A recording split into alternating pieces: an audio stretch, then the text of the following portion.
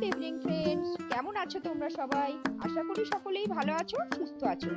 Can লাইফস্টাইলে নতুন একটি ব্লগে তোমাদের সকলকে স্বাগত জানাই। বন্ধুরা, আজ তোমাদের সঙ্গে শেয়ার করে নেব ঢ্যাঁড়সের একটা অন্য ধরনের রেসিপি। আমরা তো সকলেই কম বেশি ঢ্যাঁড়স ভাজা খেয়ে থাকি, কিন্তু ডেলি ঢ্যাঁড়স ভাজা খেতে কি আর ভালো লাগে? তাই আমি আজকে এই রেসিপিটা করে নেব। এই রেসিপির জন্য ঢ্যাঁড়সটাকে এইভাবে ছোট ছোট করে কেটে নিয়েছি আমি। ছোট করেই কিন্তু ঢ্যাঁড়সটা কাটতে হবে। নাও এবার দেখে নাও কিভাবে শুরু করছি। আমি একটা বলে 3 চামচ বেসন নিয়ে নিলাম 2 চামচ কর্নফ্লাওয়ার, নিয়ে নিলাম একটু কালো জিরে,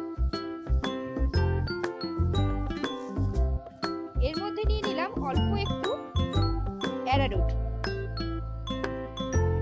নিয়ে নিলাম হলুদ আর লবণ। এবার এটাকে খুব ভালোভাবে মিশিয়ে নিতে হবে। এবার অল্প অল্প করে জল দিয়ে এটাকে গুলে নেব।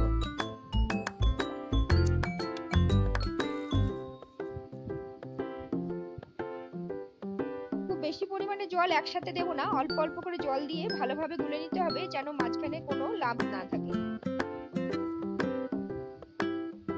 এবার এর মধ্যে দিয়ে দিলাম অল্প একটু জিরের গুঁড়ো।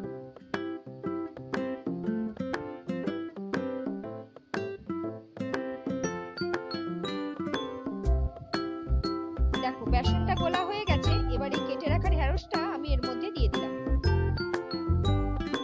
এবার বেসনের মধ্যে ঢ্যাঁড়সটাকে খুব ভালোভাবে মিশিয়ে নেব।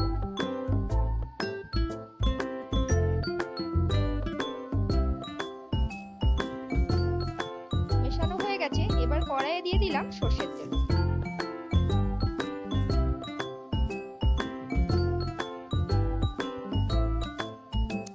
তেলটা গরম হয়ে এলে ভালোভাবে এবার আমি অল্প অল্প করে এই ঢ্যাঁড়সটা ছেড়ে দেব।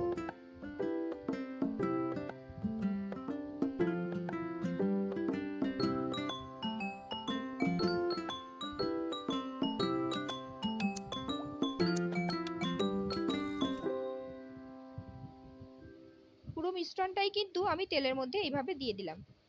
অল্প কিছুক্ষণ 2 মিনিট হতে দেওয়ার পর আমি একটা পিঠ উল্টে দিলাম।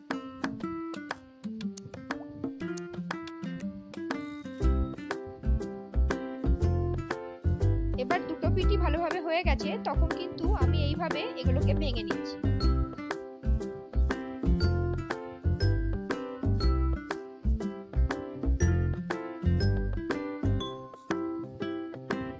এইভাবে ভেঙে নিয়ে এটাকে ভালোভাবে চাড়িয়ে দিয়ে আবার কিন্তু ভাজতে হবে।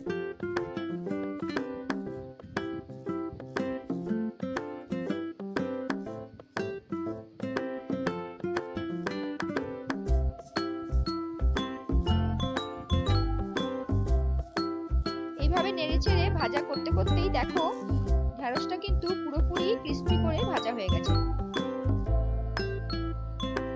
এই ঢ্যাঁড়স ভাজাটা কিন্তু রোজকার ঢ্যাঁড়স ভাজার মতো লাগে না, এটা কিন্তু গরম ভাতের সঙ্গে খেতে বেশ ভালো লাগে। তোমরা একবার ট্রাই করে দেখতেই পারো এই ক্রিস্পি ঢ্যাঁড়স ভাজা কিরকম লাগে। আমি ওপর থেকে একটু চাট মশলা ছড়িয়ে দিলাম।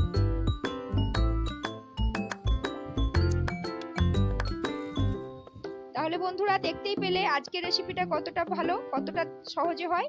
যদি ভালো লাগে একটা লাইক কিন্তু আমার জন্য অবশ্যই পাওনা রইল। আর যারা এতক্ষণ ধরে ভালোবেসে ব্লগটা দেখলে তাদের জন্য অনেক অনেক ভালোবাসা। যারা আমার চ্যানেলে নতুন বন্ধু তাদের বলবো চটপট চ্যানেলটাকে সাবস্ক্রাইব করে নিয়ে পাশে থাকা বেল আইকনটা টিপে দিতে, যাতে আমার সমস্ত নোটিফিকেশন সবার আগে তোমার কাছে পৌঁছে যায়। তাহলে বন্ধুরা, আজকের রেসিপিটা অবশ্যই একবার ট্রাই করে দেখো। দেখা হচ্ছে আগামী দিনে নতুন কিছু ইন্টারেস্টিং রেসিপি নিয়ে।